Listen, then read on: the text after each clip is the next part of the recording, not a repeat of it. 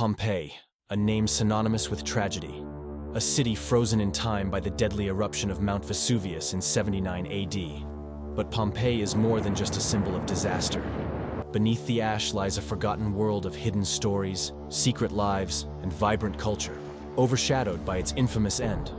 This is the untold story of Pompeii before the eruption, a place where life, love, and mystery thrived in the shadow of a looming catastrophe.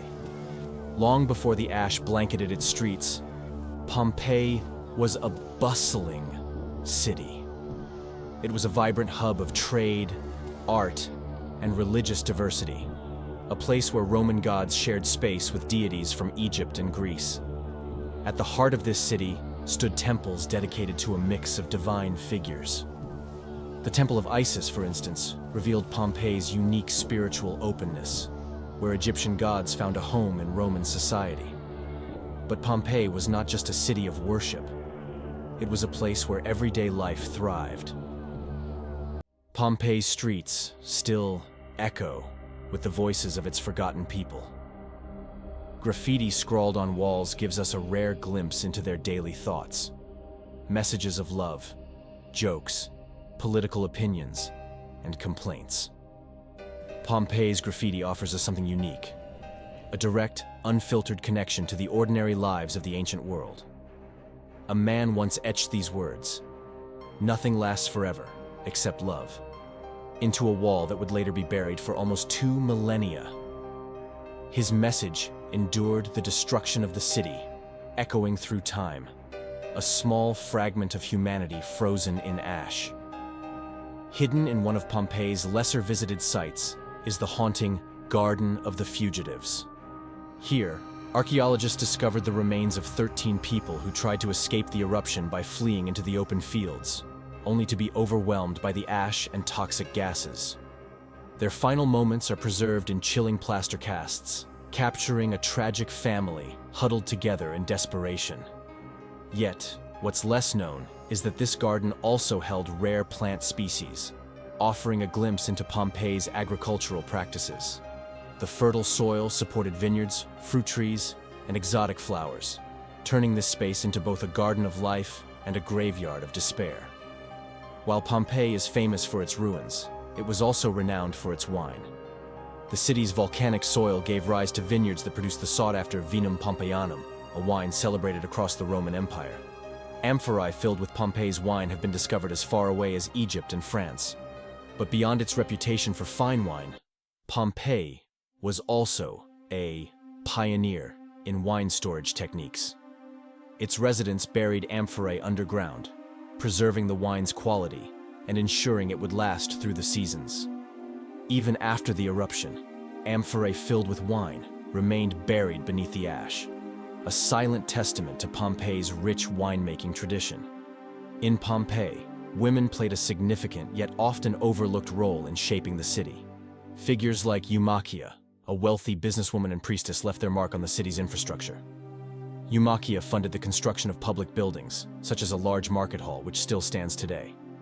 Her contributions reflect the influence women could wield in Pompeii's complex society. Yet for every powerful figure like Eumachia, there were countless ordinary women, mothers, traders, and workers, each with their own untold stories. In the days leading up to the eruption, Pompeii's residents experienced small tremors. But in a city used to seismic activity, especially after the devastating earthquake of 62 AD, these tremors were dismissed as normal. No one could have predicted that these minor quakes were the harbingers of a disaster that would reshape the ancient world. They went about their lives unaware that the sky would soon darken and the earth would turn against them. The eruption of Mount Vesuvius wasn't a single event, but unfolded in 2 distinct phases, each with different consequences for the people of Pompeii. The first phase was a towering column of volcanic ash and pumice, rising more than 20 miles into the sky. This phase lasted for about 18 hours, giving some residents the chance to flee. But many chose to stay, thinking the worst had passed. It was during the second phase, when the volcano unleashed a series of deadly pyroclastic surges, that the true devastation occurred.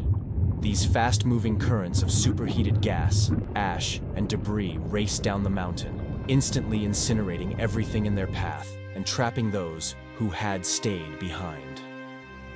It's often assumed that the entire population of Pompeii perished in the eruption, but recent estimates suggest that the death toll may have been significantly lower than previously thought.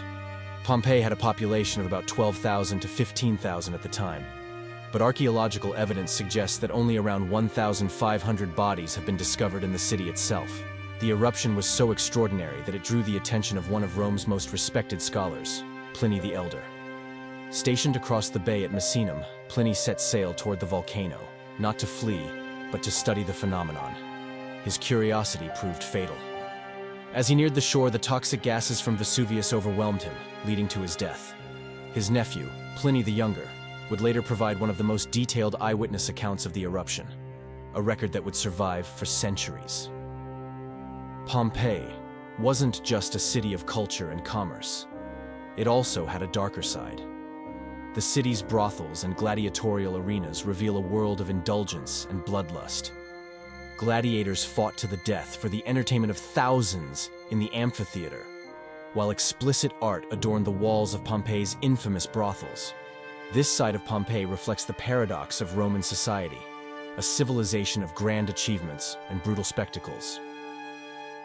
In an unexpected discovery, archaeologists found that many of Pompeii's victims had unusually well-preserved teeth. Despite living without modern dental care, Pompeii's citizens had strong, healthy teeth, thanks to their diet and the mineral-rich water provided by the volcanic soil. It turns out that the very forces of nature that would later destroy the city once contributed to the health and well-being of its people. The destruction of Pompeii was just the beginning. The ash and debris from the eruption spread far beyond the city, creating a year of darkness that impacted the entire Mediterranean.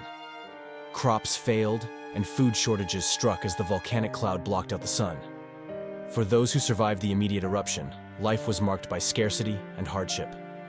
The long-term effects of the eruption rippled through the region for years to come. The eruption of Vesuvius also produced rare and eerie natural phenomena. Volcanic lightning streaked across the sky, a spectacle caused by the friction between ash particles. Another strange occurrence was Pele's hair. Fine strands of volcanic glass formed when lava was stretched into thin fibers by the wind. These golden threads, resembling human hair, were scattered across the land, giving the eruption an almost supernatural aura. Nature itself seemed to turn on Pompeii in the most terrifying and beautiful of ways. Pompeii's story didn't end with the eruption.